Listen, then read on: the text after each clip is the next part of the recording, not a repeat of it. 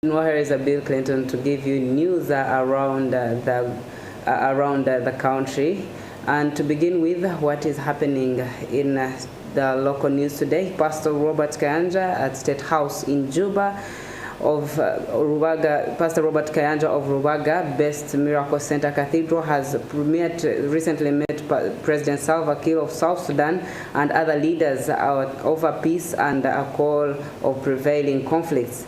In all the meetings, the man of God prayed for South Sudan, Africa's youngest nation, to have peace and put an end to the current conflicts and tribal wars that have forced many citizens to flee from its country. In this same meeting, Pastor Robert Kayanja handed his recently published book, Readdressing the Imbalance and Breaking Africans' 400 Years of Bondage and Confusion and Stagnation and Poverty and Sickness and Diseases, and also emphasized that in this book situated a note page where His Excellency the President of Uganda noted some challenges faced by Africa.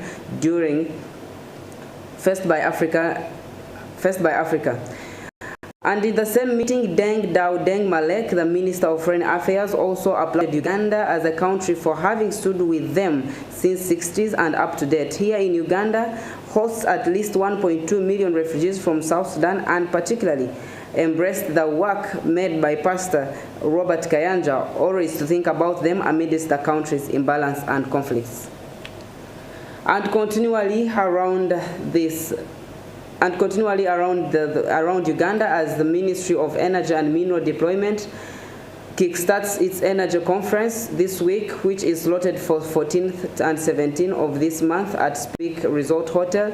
The electricity subsector is considered vital in the modern energies and to a shift of the countries from a peasantry state to an industrialized and predominantly urban society, as electricity is regarded as a critical tool for the socio-economic transformation of the nation. The country's target in this address is to address numerous challenges in the energy sector, which amongst them include hydroelectricity power and solar energy. And in the ministry noted that it's okay for the international agencies to support its activities. This was revealed by the sector's Minister for Energy, Madam Ruth Nankabirwa, who also emphasized that the conference intends to bring on board other key players, both foreign and local ones, in order to reveal a long-lasting solution for the challenges.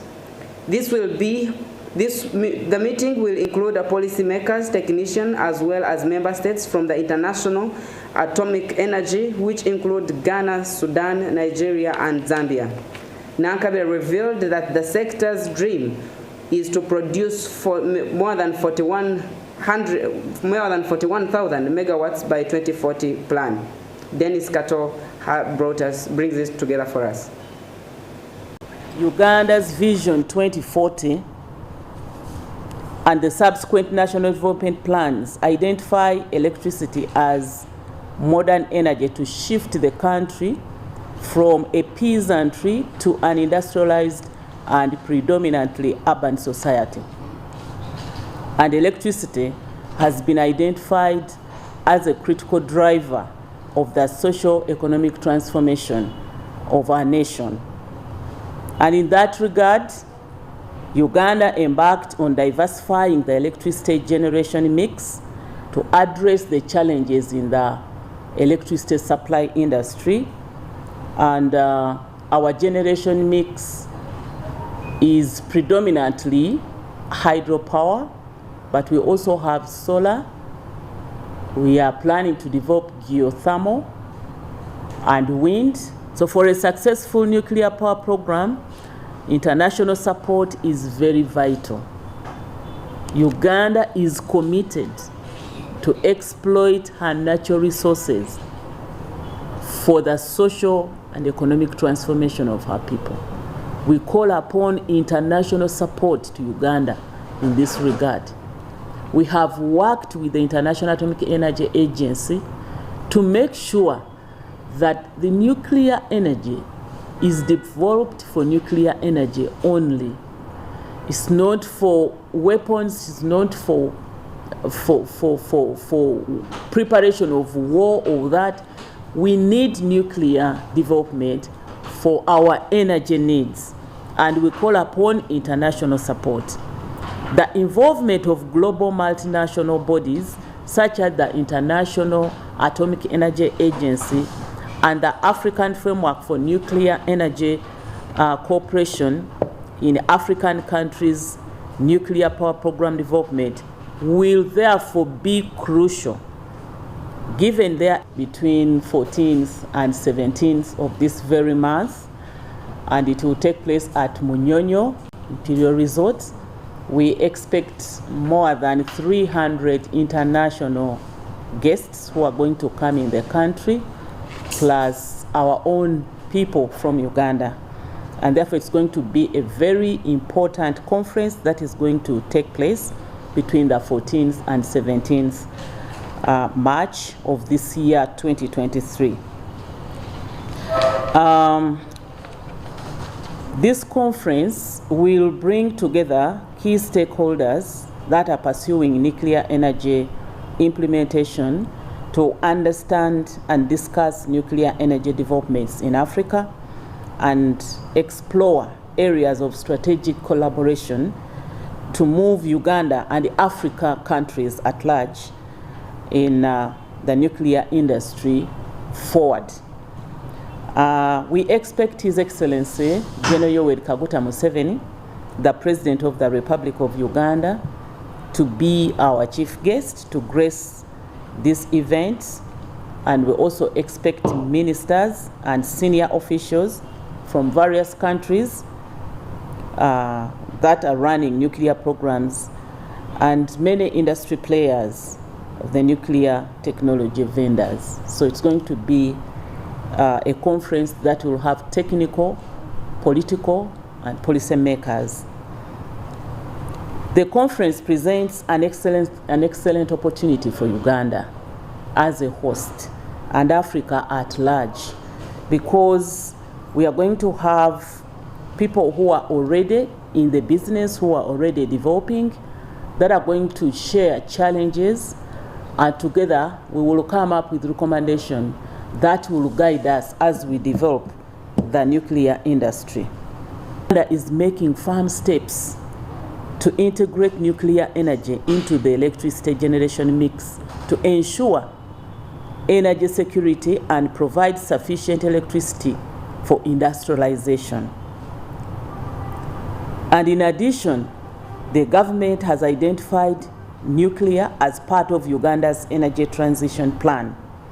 It continues to invest in developing the requisite infrastructure, including human capital development in specialized areas to support the early development of nuclear power.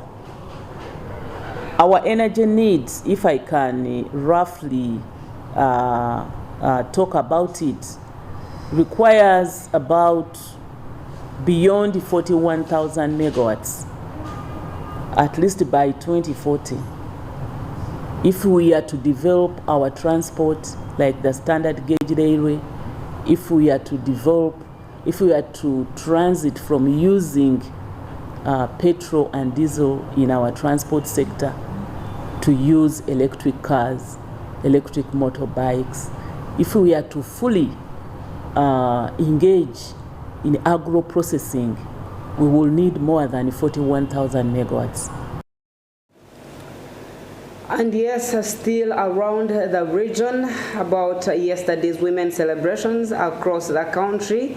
As it was in other areas, women vendors in Nakasero Market celebrated their day together with Pan-African Women Organization of Uganda at Clock Tower in the city center. Despite the celebrations that take place every 8th of March every year, women, especially in the informal sector, continue to experience lack of capital and insufficient money to run their businesses. Yet most of them are single mothers and have been majorly surviving on their market vending activity. And reference to the National Population and Housing Census 2014, females make up to 51.2% of Uganda's population compared to 48.79% for females. Therefore, women cannot be underrated in the socio-economic area, and addressing this at the Kasero Women Vendors during the National Women's Day celebration, Grace Caballo, the Secretary General of Pan-African Women's Organization, revealed several steps which they have been undertaken in empowering women with various skills. In agriculture, and where, for example, women have benchmarked in coffee growing, that now their coffee has value addition, mentioning Masaka district and others where women are doing so well. She added that due to the value addition, women are now in position to export coffee on international markets. Dennis Kato still with us. Emirimu tulimu mingi naye nja kubabbirako ebitonotono. Tunyiikiza abakyala okukola emirimu gyabwe. Oba oli wa kulima, eyo mu byalo tulinayo be tukwatirako ne balima, ne bakungula, ne batuwaayo ensigo ne tukwatira ku baddako. Naye ate eriyo n'abasoboledde ddala okukola emirimu gyabwe. Ng'e Masaka eri abakyala bo twali tubalinyisizza ne ku nnyonyi, kyokka tamanyi kusoma. Naye alimye emmwanyi ze yiika ziwera 20. Ne tubaako be twegatta nabo tuyigiriza abakyala engeri gye balondamu emmwanyi ezo n'okuziyonja n'okuzisiika tukole kaawa. Ono obucupa bwe batunda omutwalo n'ebirala. Mu mwezi guno oguyise oyo kaawa twamulinyisizza omutindo. Atandise okufuluma mu Uganda agende mu nsi yonna, naye ng'akapande kalagira ddala nti abakyala ba Pan-African Women Organization mu Uganda. Bali wano ba beneficiaries b'omwoga, naye maama nze kyange si kibuuzo wabula kusaba. Maama nkutuma fenga aba stores tuyina batuwa obukadde 30. Essaawa zino twakagaba loans nga tuziwa abantu 392 abakafuna looni mu mwoga gwa stores, naye nga batuwa obukadde 3. Essaawa zino ku akawunti tuyina obukadde 3, naye nga ze tugabye obukadde obuli mu 3 mu something. That is it from around the region of Uganda. Over to you, Mercy, for what's happening overseas. And outside the Pearl of Africa, we have what's happening in the United States. The head of the central bank has warned that officials could raise interest rates further and faster than previously expected in order to stabilize prices. U.S. stocks fell and the dollar rose following remarks which come just a few weeks before the bank is due to make other rates announcements. Many analysts had been expecting another 0.25% point increase. More comments suggest the bank could move more aggressively. Over the last year, the Fed has raised its benchmark rate to more than 4.5%, the highest rate since 2007, responding to prices rising at the fastest pace in decades. And also the Dutch government is to put restrictions on the country's most advanced microchip technology exports to protect national security, following a similar move by the United States. It will include products by chip equipment maker ASML, a key firm in the global microchip supply chain. In response, China has launched a formal complaint against the move. It said it hoped the Netherlands would not follow the abuse of export control measures by certain countries. China has frequently called the US a tech hegemony in response to export controls imposed by Washington. In the United Kingdom, the government is set to announce that construction of a certain section of HS2 will be delayed to save money. It is thought that the delay will primarily affect sections from Manchester to Crewe and Birmingham to Crewe. Sources have also indicated that some of the design teams working on the Euston end of the line may be affected. Contractors are now looking at whether they need to redeploy staff working on that site. The high-speed railway will link London, the Midlands, and north of England. Heathrow Airport has been told to cut passenger charges for airlines next year in a move that should feed through to ticket prices. The Civil Aviation Authority decided lower charges were required due to passenger numbers recovering quicker after the height of the pandemic. Passenger charges are paid by airlines and go towards costs for terminal runways, baggage systems, and security. The average charge per passenger at Heathrow for 2023 is £31. The regulator said this will fall to £25 in 2024 and remain broadly flat until the end of 2026. And still in business, a former Shell boss Ben van Boyden received a pay package of £9.7 million last year, up more than 50% from 2021. His pay was revealed in the oil and gas giant's annual report and accounts. The Shell company reported the highest annual profit in its 115-year history last year after a surge in energy prices following Russia's invasion of Ukraine. Massive profits made by energy firms have added to pressure to tax them more as households struggle with rising energy bills. Shell made a record $39.9 billion profit in 2022, double the previous year's total.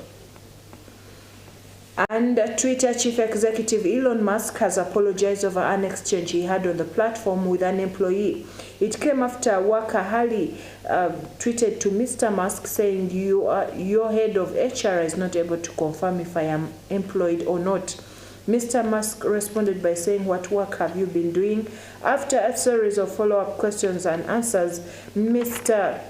Hali said he received an email confirming that he had been fired. Mr. Musk followed the Twitter conversation with a tweet on Tuesday before describing Mr. Hali as the worst before deleting it. Still about Elon Musk, Tesla has cut prices for its electric cars again as it tries to boost sales and compete with rival firms. The reductions, worth several £1,000s depending on the market and model, have been applied to cars listed for sale on the company's website in the UK, US, and elsewhere. They follow big markdowns of up to 20% and the firm introduced in January. Tesla is facing challenges as higher borrowing costs weigh on buyers and rivals offer more electric options. The company did not respond to a request for comment, and last year the firm missed its 2022 target of increasing its deliveries by 50% annually, a shortfall the firm blamed on supply constraints and a weakening economy. Meta Platforms' Instagram was back up for most users after a global outage, the photo-sharing platform said today, adding that an hours-long technical issue had been resolved. Down Detector with Tracks outages reported more than 53 incidents of users unable to access Instagram at the peak of the outage. Website collectors status reports from a number of sources, including user-submitted errors on its platform. And as Instagram was coming back online, Down Detector said reports of outages had fallen below 1,000 in the United States. Reports of issues came down to less than 100 reports in the UK, India, Japan, Australia, and the outage tracking website revealed all this. Well, that brings us to the end of this afternoon's business news segment. We remind you that you are watching Channel 44, the best name in television. Bill here is ready to bring us where you can find us and on which numbers on different platforms. And it is always our intention not to leave anything unturned or untold for you. We thank God for what happened yesterday in the women's celebration. It was such a power-packed service where the woman of God, the Dr. Jessica Kayanja, our mother, encouraged all women, not us, to be prayer warriors and raise kings, just as Mary said. And Pastor Robert Kayanja later joined us and told the women to occupy, to enroll for those spaces, for those opportunities, whether police, whether army, whether leadership, and to remain fastened in Christ, as they shall be ambassadors of the Lord in such places wherever they shall go. But of course, we continue to remind you of where you can advise your friends, your peers, your relatives, those who haven't found out the best name in television, Channel 44, to tell them on different satellites. So we shall begin with DSTV. We shall encourage them to get us on plate number 297, then Go TV 812, Star Times, we came for you 290, Zuku TV, we are there 056, and then Azam TV 152, then your TV free to air, we are also on 12, number 12, then StarTime satellite 468. And for those that move with your televisions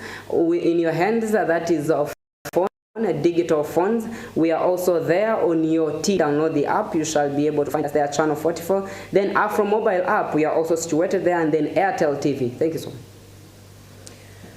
Well, thank you for watching Channel 44. The Big Tunes program is up next with DJ Nish and DJ Nick D and DJ Kush live here on Channel 44. They will be bringing you the latest in music, gospel music. Enjoy the rest of the viewing.